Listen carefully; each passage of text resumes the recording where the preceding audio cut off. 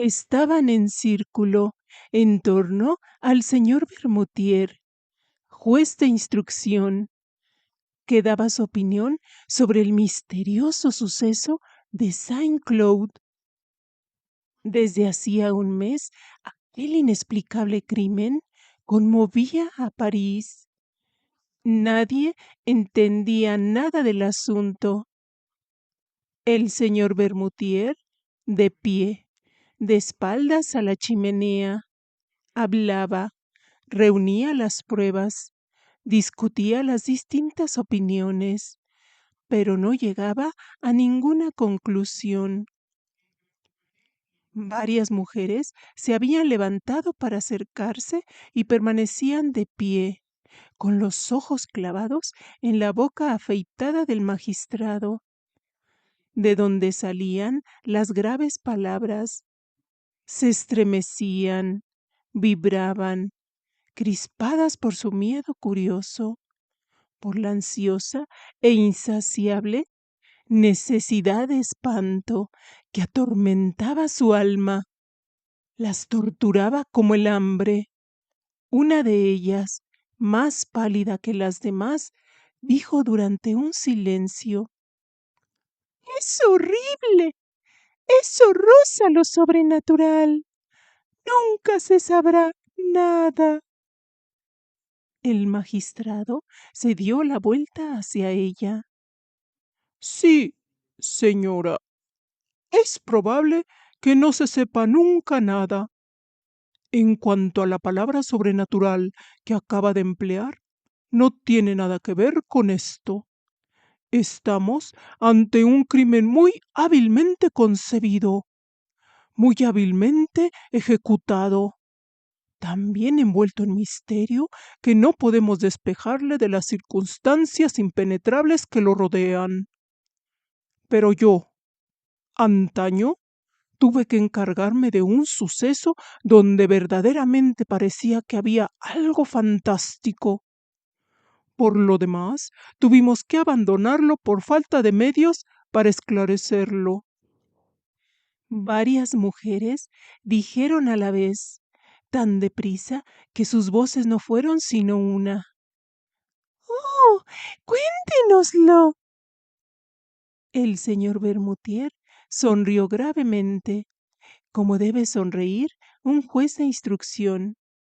Prosiguió: «Al menos no vayan a creer que he podido incluso un instante suponer que había algo sobrehumano en esta aventura. No creo sino en las causas naturales.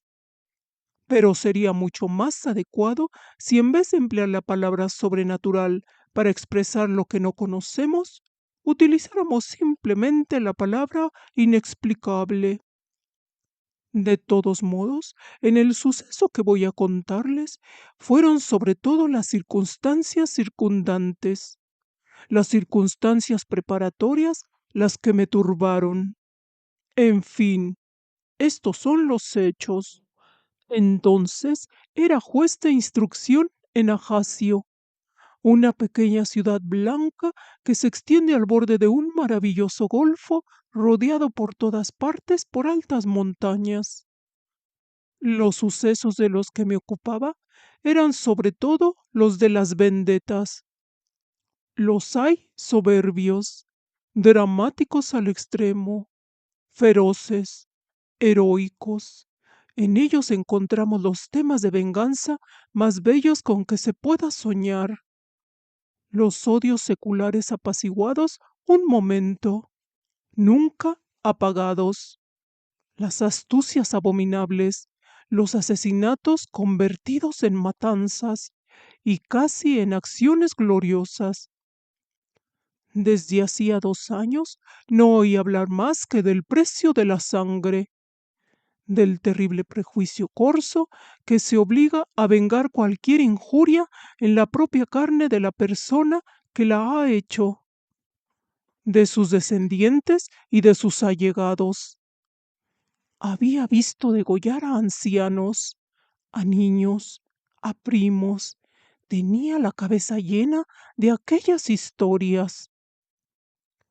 Ahora bien, Me enteré un día de que un inglés acababa de alquilar para varios años un pequeño chalet en el fondo del Golfo.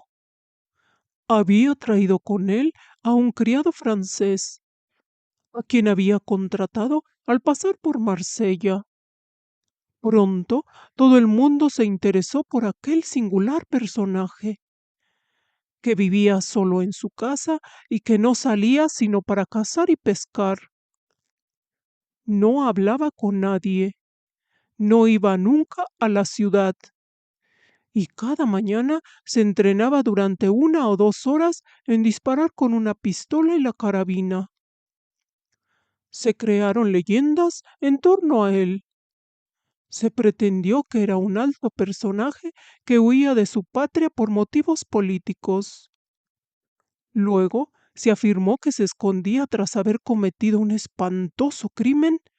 Incluso se citaban circunstancias particularmente horribles. Quise, en mi calidad de juez de instrucción, tener algunas informaciones sobre aquel hombre, pero me fue imposible enterarme de nada. Se hacía llamar Sir John Rowell.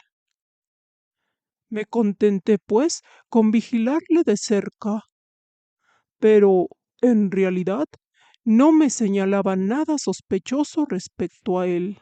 Sin embargo, al seguir, aumentar y generalizarse los rumores acerca de él, decidí intentar ver por mí mismo al extranjero y me puse a cazar con regularidad en los alrededores de su dominio.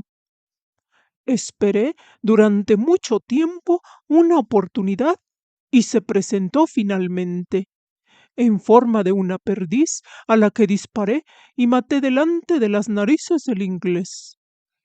Mi perro me la trajo, pero cogiendo enseguida la casa, fui a excusarme por mi inconveniencia y a rogar a Sir John Rowell que aceptara el pájaro muerto. Era un hombre grande, con el pelo rojo, la barba roja, muy alto, muy ancho, una especie de Hércules plácido y cortés.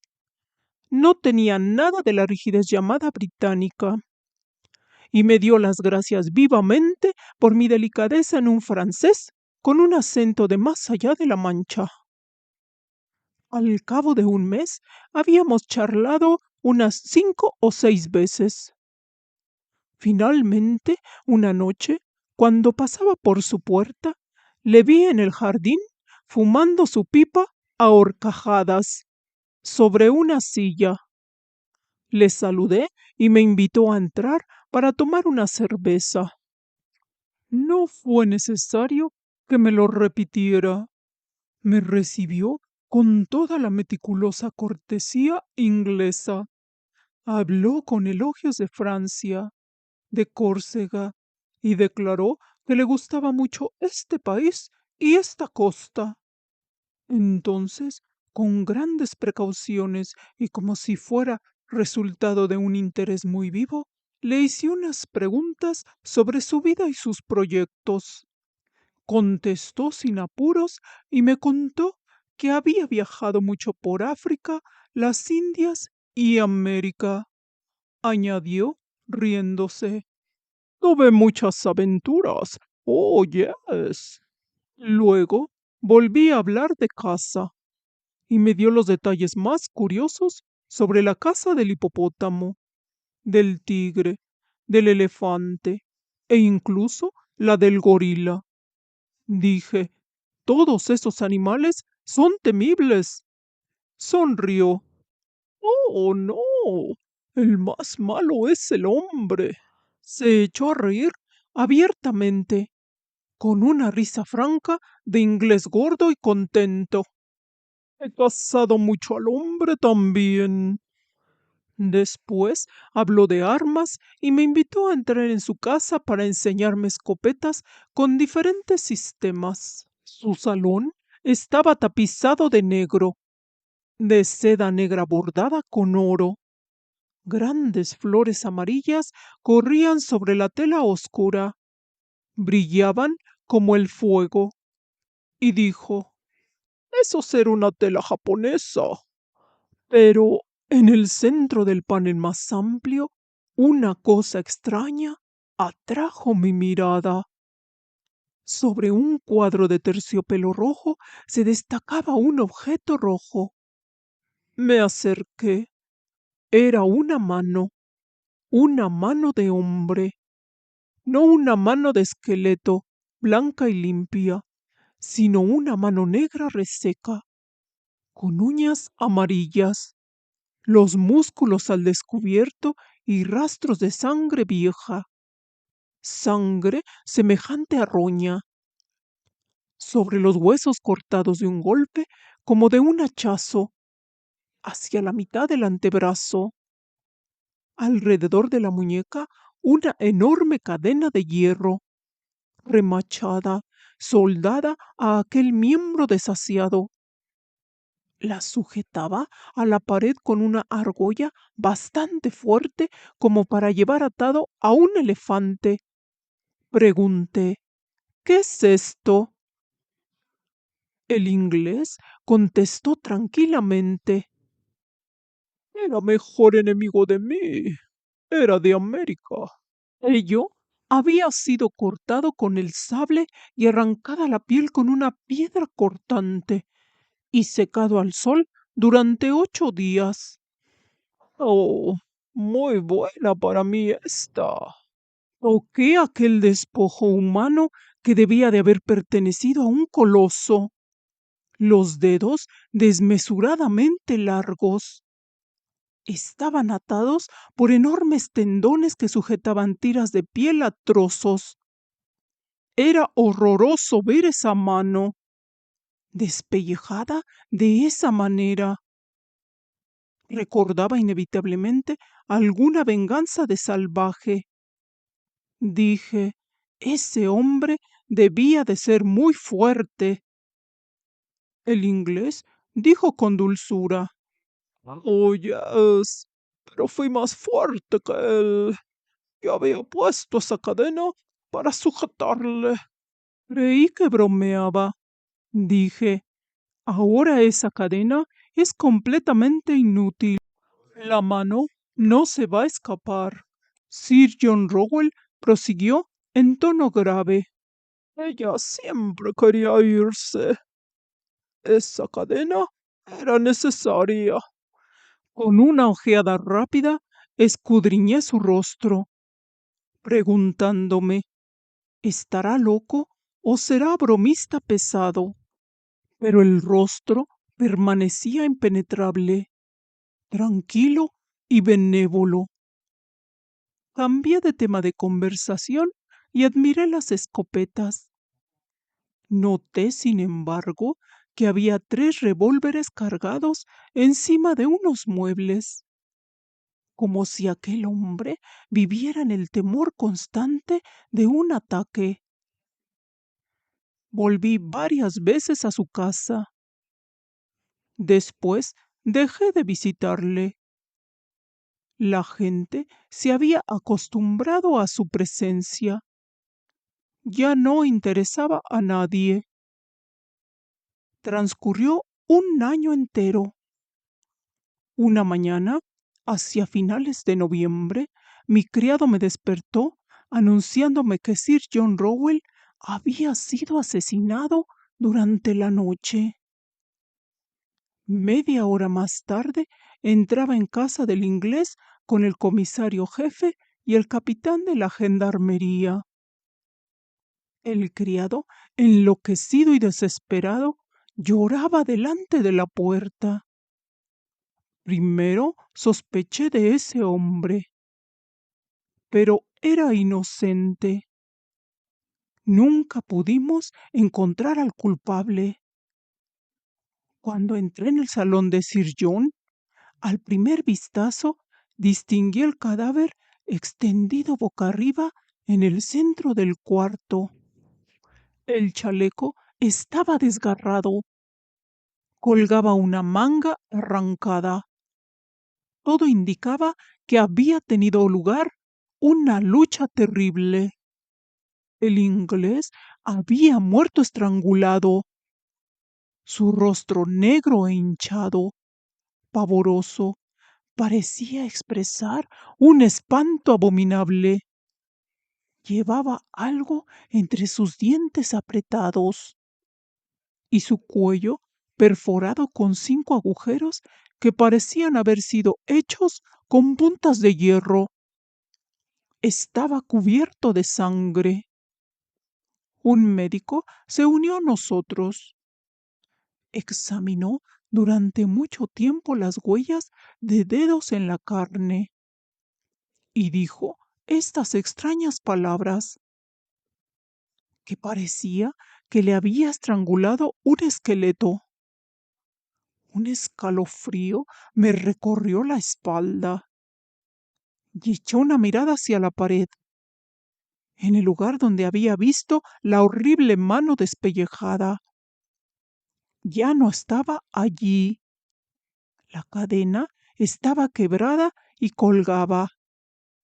Entonces me incliné hacia el muerto y encontré en su boca crispada uno de los dedos de la desaparecida mano, cortada, o más bien cerrada por los dientes justo en la segunda falange.